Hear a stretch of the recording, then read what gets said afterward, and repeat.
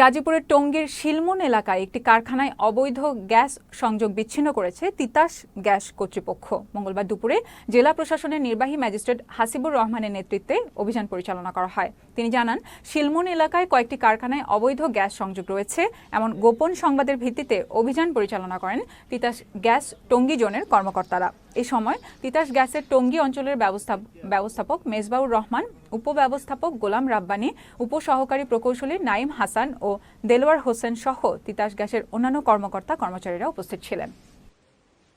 তিতাস গ্যাসের টঙ্গী অফিস থেকে অবৈধ গ্যাস সংযোগ বিচ্ছিন্নকরণ, অবৈধ কারখানার গ্যাস সংযোগ বিচ্ছিন্নকরণের জন্য মোবাইল কোর্ট পরিচালনা করা হয়।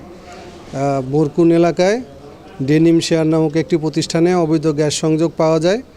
5টি ড্রায়ারের মাধ্যমে তারা অবৈধ গ্যাস ব্যবহার করত।